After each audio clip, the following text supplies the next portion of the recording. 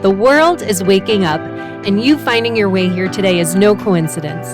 The spirit world always has a way of guiding us where we most need to be at the absolute perfect time. I'm your host, Lindsay Morlock, and you're listening to the Guided Podcast, where we explore how the spirit world works on our behalf to guide us along our paths. This is where you'll learn how to live a life that is both conscious and connected, so you can supercharge your pathway to healing and open to life's magic and miracles. Come along this journey to see how guided you truly are. Hi, everyone. Welcome back to the Guided Podcast. We are back again this week with Catherine Ann, our resident intuitive astrologer, who is going to talk about the energy surrounding this upcoming full moon in Gemini that is occurring on December 15th. So, Catherine, dive in. Where are we headed with this full moon? All right. Thanks, Lindsay. So the full moon in Gemini happens every year during Sagittarius season. So November, December time. And Sagittarius season is that holiday hustle and bustle time, right? We're out having fun. We're seeing friends. We're busy. It's a very active and fun-loving time, typically with Sagittarius. So this full moon in Gemini is a sign opposite Sagittarius, which is what makes it a full moon. The sun is in Sagittarius, the moon is in Gemini. That Gemini is a very active and busy sign as well. The difference with Sagittarius is it's broad-minded, expansive. It's ruled by Jupiter. So it's like philosophical and big picture and travel and culture and learning. Whereas Gemini is all the little details, all the quick thoughts, all the busy, all the like, I could do this and I could do this and I could do this and I could do that. That's Gemini. Where Sagittarius is like, let's do this. Doesn't this sound big and fun? But it's in a more, I want to say like magnanimous way. Whereas Gemini is like busy. So with this full moon in Gemini, typically in maybe a standard year, full moon in Gemini, when Jupiter was not also in Gemini, we would think, okay, this is awesome. We planted seeds in June at the new moon in Gemini. Now we're at the full moon. And this ability of Sagittarius to see the big picture is going to help us focus on maybe the one thing that we really want to put into action. Because that Gemini has so many thoughts and so many ideas, and it's busy. And so that Jupiter-ruled sun says, okay, let's do this, but we're just going to pick one big picture idea and really take it somewhere. And yet, this year, we have Jupiter in Gemini. So we've talked about this before. Jupiter does not like to be in Gemini. Why? Because Jupiter is the big philosophy, big picture, and Gemini is all the busy little details. And so Jupiter feels uncomfortable because it can't just like bask in the philosophy, bask in the I'm growing, because it just feels very busy and doesn't know where to focus. So Jupiter doesn't love being in Gemini. So the way it works is because Jupiter rules Sagittarius, and we would normally get this support to focus from that Sagittarius sun, now we have a Jupiter that's not happy, so it can't help out. So basically that sun doesn't have the focus and the power that it normally does. So yes, we may have things come to light of all the many ideas. I remember when we talked about the new moon in Gemini, we talked a lot about that chatty energy. Like you go to a party, you're so excited to see everybody, you want to connect with everybody, and then you leave the party and you're like, wait, what? What did I do? Who was that? Like it was all just a lot, right? And then by the full moon, now we should be getting to that place where, oh, I can really bring something there into focus and really move with it. But it's going to be hard because the sun's ruler is in detriment. It can't provide the support. It can't provide the focus. So that's an important thing to consider, is that Jupiter is not happy in Gemini, and this is a Gemini moon. And that kind of Basically, what it does is it makes it, the word they're giving me is messy. It makes it messy because it's almost like we would want to be discerning, really focusing in on something, and I'm ready for some big transformation, but we can't because we can't focus. Add to this, think Jupiter is actually retrograde. So even less happy, even less strength. The benefit about Jupiter being retrograde in Gemini is that all those zillion ideas and thoughts that we've had since last spring that, oh, maybe I could do this and that would be fun and maybe that would be interesting. We are in a phase now of, instead of growing those more and more, where we have bazillions of ideas, we're in this reflection mode where it's like, now I'm going to think about everything that has been coming up. So at least it has Jupiter slowing us down a little bit there. Well, and it's interesting because last month we really talked about this theme being the earthquake, which may either be a piñata, an explosion of goodness, or maybe something rocking our world in a little bit of a different way. So it seems apropos that now we would maybe have an opportunity to step back and reflect in this retrograde, because depending on what your earthquake looked like last month, now we might have something much bigger to contemplate now. Yeah, and I think also that all the shakeups since last June, because remember, we've talked about this many times, since last spring, there's been big astrology. And so there's just been a lot to process, a lot to change, a lot of different things going on.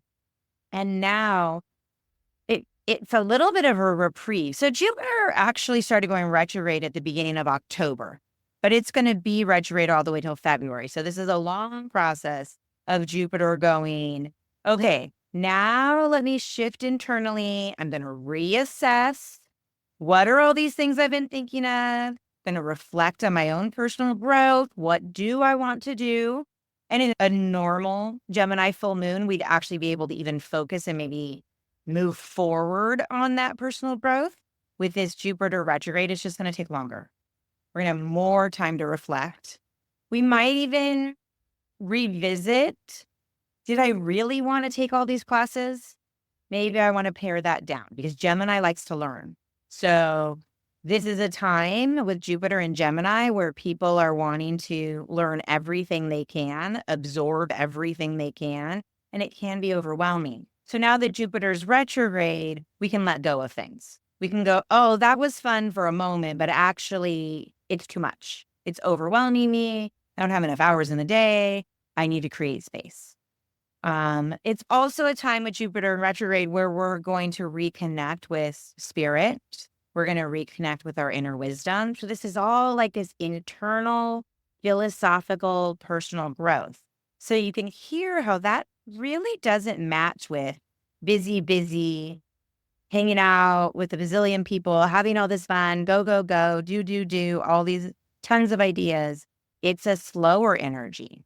So when Jupiter goes into retrograde, we go into kind of a more patient mode. I feel like for some, that might feel frustrating. For some, that might be agitating, because it's like, I had all these great ideas, and depending on your personal makeup, you might be the type of person that just wants to charge forward and go in. But Jupiter's just going to say all the way through to February, take a beat. So now, in addition to this, and now I'm going to go a little bit more into other parts of what's going on during this moon. We talked about how busy, in general, the Gemini moon would like to be. But the bigger picture of the sky is how many personal planets we have in retrograde. So we have Jupiter in retrograde. We have Mars in retrograde as of December 6th. We also have Mercury in retrograde as of December 13th. So that's Mercury, Jupiter, and Mars, all personal planets, all retrograde. We're going to talk about why that's so important. And then we also have Uranus is still retrograde and Chiron is still retrograde. So we have a lot of retrograde energy. So what does this all mean? Where we normally on a Gemini full moon would want to move forward with a big focused expression of energy, we're going to be slowed down, not only like philosophically, we're going to be slowed down mentally, and we're also going to be slowed down literally physically. So in many areas, we're going to be slowed down and asked to reflect. It's so interesting with the hustle and bustle of the holidays because it's such a busy time of year.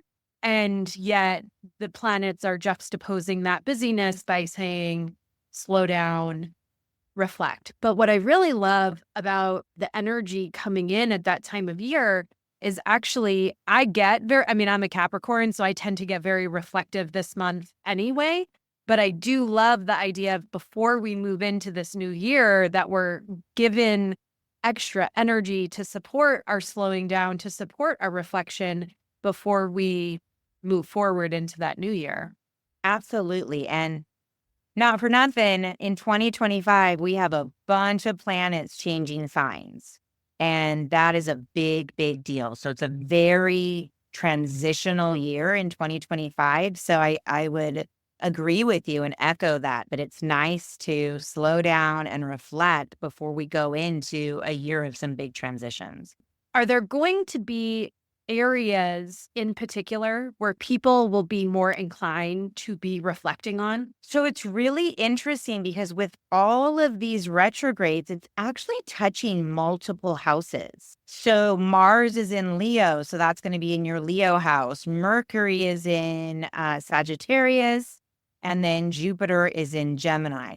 One of the things that is really interesting about that, though, Leo is a fixed sign, so that's not quite the same, but Gemini is a mutable sign. Sagittarius is a mutable sign. These are changeable, flexible signs.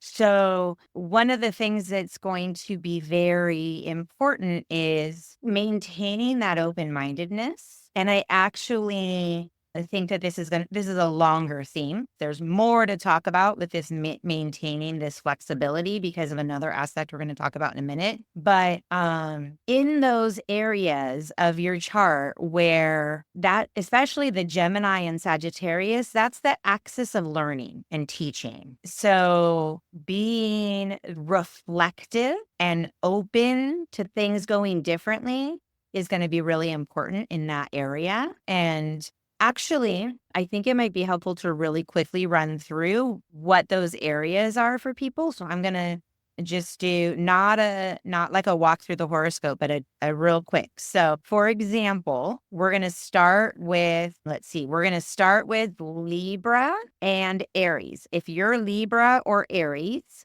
you're going to be looking at that axis of the 3rd and the 9th house, which is the learning. It's funny that that's what we started with.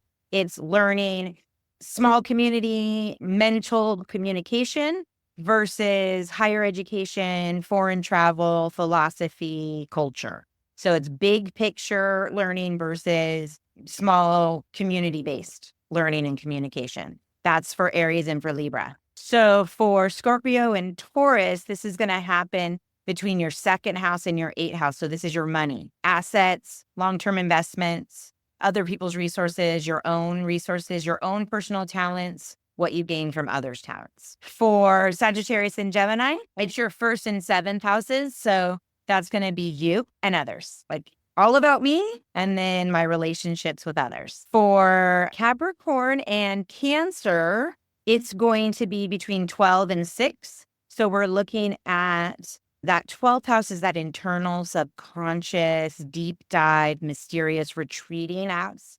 And the 6th house is routines, daily living, health and wellness, your day-to-day task and service. So the 12th house is much more internal, where the 6th house is much more external. Okay, and then let's see real quick for Aquarius and Leo, that's going to move into your 11th and 5th houses. So you're looking at, those are both the good fortune houses. And so you're looking at joy, romance, fun, and then good fortune in the sense of like friends and networks and philanthropy and resources from your career. So like people from your career kind of thing. So that's what the Aquarius and Leo axis are dealing with for all of this flexibility and mutable stuff happening on this full moon. And who do I have now? So Pisces and Virgo for you, it's going to be in the 10th house and 4th house. So this is really going to be speaking to needing flexibility in home versus career. So either public reputation out in the world and your career and your legacy, or home, family, your foundations. So that's where you're going to need a lot of flexibility, open-mindedness, and some patience about things you want to be moving through. And then we're back to Aries and Libra. So I made it all the way through. So basically, what people do with that information is these are the areas where there's going to be a lot of reflecting, a lot of patience needed, and contemplation on whatever houses we fell into. Yes? Yes, because one of those houses, one of those topics has Jupiter retrograde in it, and the other house has Mercury retrograde in it. So we're actually going to pay attention to both houses. Like, for example, if I'm a Capricorn and you talked about Capricorn and Cancer, I'm actually going to be looking at and reflecting in both of those houses. Yes. Okay. Yes, because we have Mercury retrograde on one side and Jupiter retrograde on the other side in the same houses that the full moon is happening, the sun and the moon opposed. Okay, that makes sense. Yeah. And what's really interesting about that, and this is just for those that like astrology, this is my little aside. So Mercury is the ruler of Gemini and Jupiter is the ruler of Sagittarius, and they're in each other's opposite houses. So neither of them are happy where they're at. They're both retrograde. It's like they're not super powerful. They're called debilitated. So what happens when planets are in this position is they just can't give you all of their best qualities.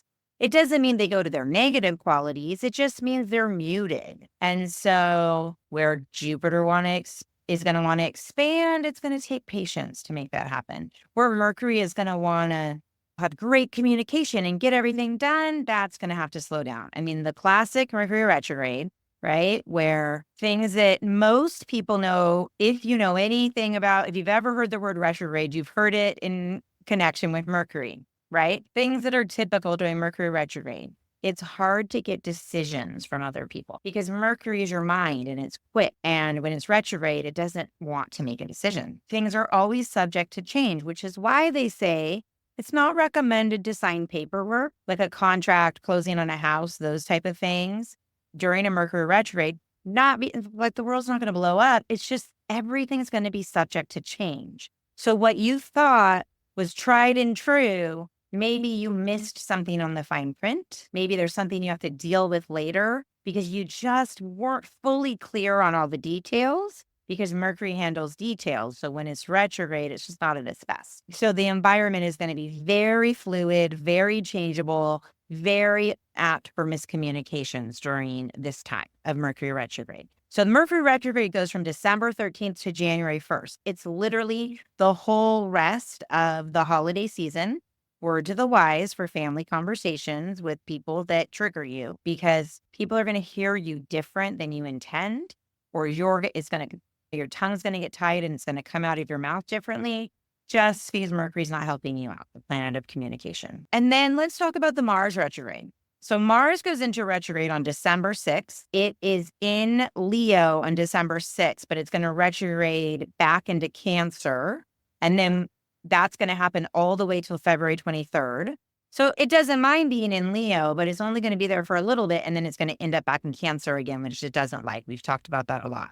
But right now for this new moon, or this full moon time, it's going to be retrograde in Leo. And here's the thing about Mars. Mars is the planet of action. So when it's retrograde, it's being held back. It's if you imagine someone pulling the reins of a horse and it's trying and trying to go and it can't because it's being held back. So actions are it's hard to initiate action during Mars retrograde. It's like things are going nowhere. Things are moving really slowly. Your motivation can change. You may, like when Mars is moving direct, you may be really motivated. And especially for that short little time when it moves out of Cancer and it's happier in Leo, you're going to have this like burst of fire energy and you're like, yes, I got this. I'm going. And then it turns retrograde and it's like, never mind. Maybe I don't want to go finish my holiday shopping. Maybe I just want to sit on the couch and watch Hallmark movies. When Mars retrogrades, also, even our passions it's like water gets thrown on them because it's like, oh, and we just spent all this time with Mars in Cancer. Water was thrown on the fire anyways. So we had this little burst into Leo where we had that fire reignited and then it's going to get pulled back from December to February. That's quite a long time. So really the theme was about don't make any important moves. But it's because you really almost can't. You don't want to. You don't have the motivation.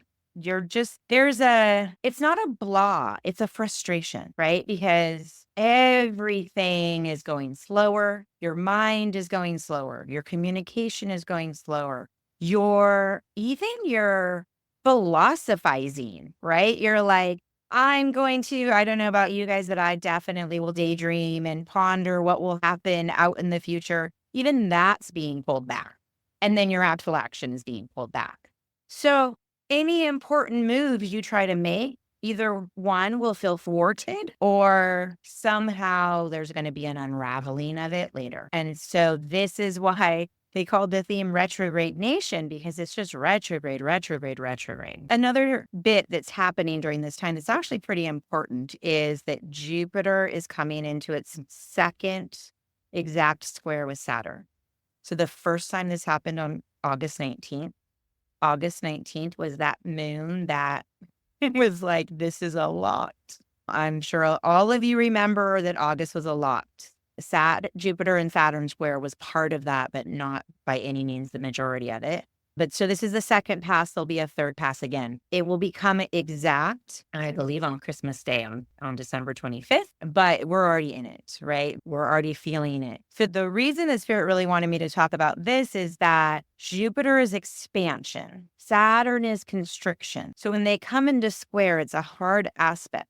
So they're not working well together. So it's like this feeling of missed opportunities because Jupiter is like, yes, let's go. Let's try something new. And Saturn's like, are you sure? Is that a good idea? Have you really considered all the pros and cons? It can be a little bit more pessimistic than optimistic. And you also may battle expansive tendencies versus minimalist tendencies, which to me sounds like a nightmare during holiday shopping. Because on one hand, you're like, have credit card, will shop. And on the other hand, you're like, I don't want to bring one more thing into my house. So that's going to be an interesting push-pull that's happening. But we're going to talk about this again when we talk about the next moon in Capricorn, but from the Saturn side. But from the Jupiter side, Jupiter's retrograde. So not only is Saturn constricting it, it's constricting itself. It's turned itself inward and going, I'm reevaluating, I'm rethinking, like which of these projects really matter.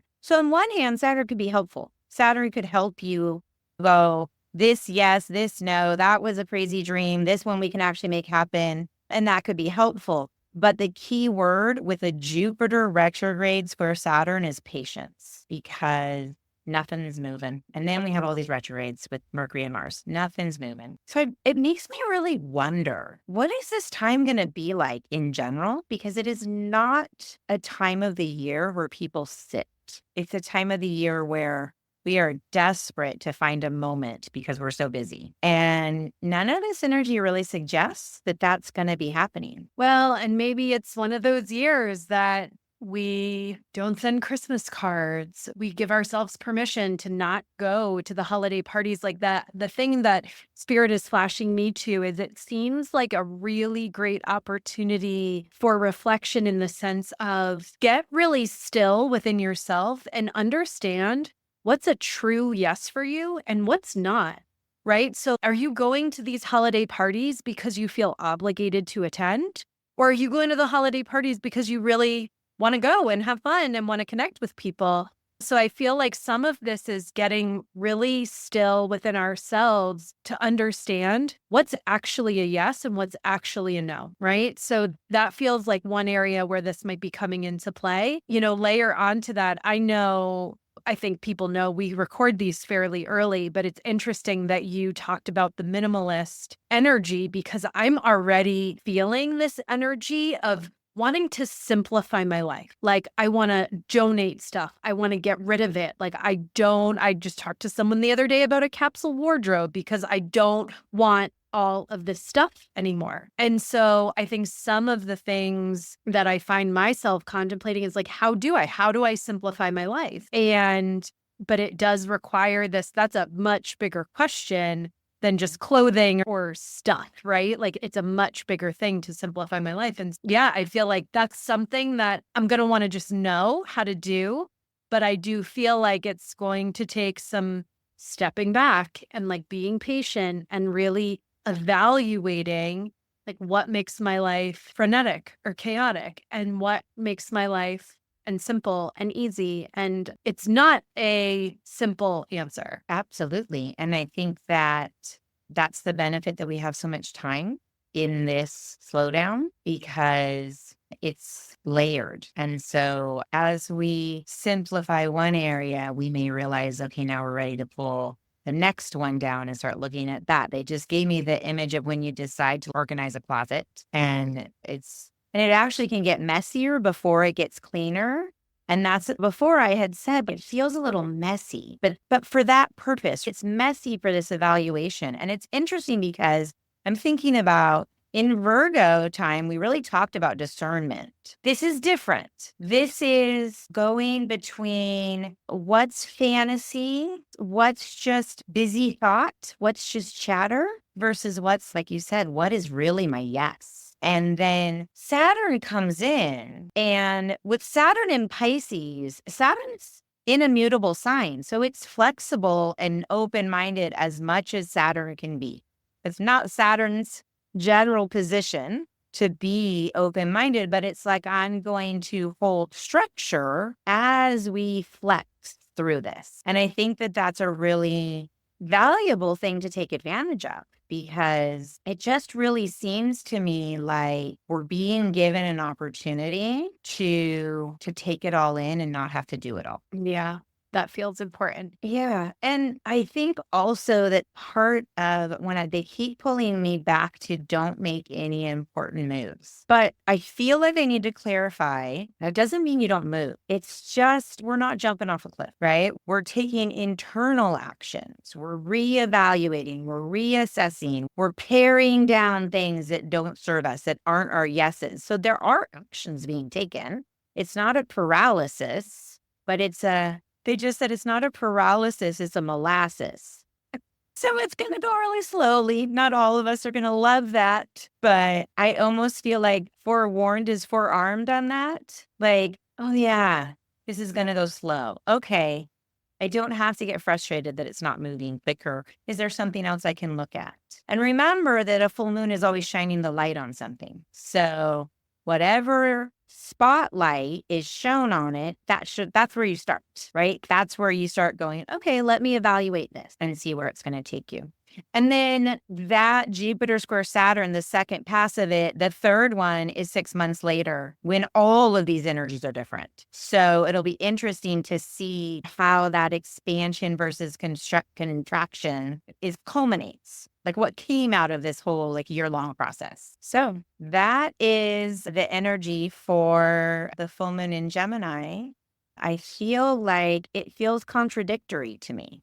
Because I always think of Gemini as so much fun and a lot of energy. And actually, I think it's going to be more subdued. I think it's going to be a more subdued time of the year than we would typically expect. Yeah, and I think it's helpful for people to they're pointing me to what does juxtaposition feel like in the body. And I feel this almost like internal tug of war, right? Like the wanting to move, but being pulled back. No, just rest for now. So I think if we're feeling that internal tug, that internal juxtaposition, it sounds like we're all right on target for this moon. Yeah.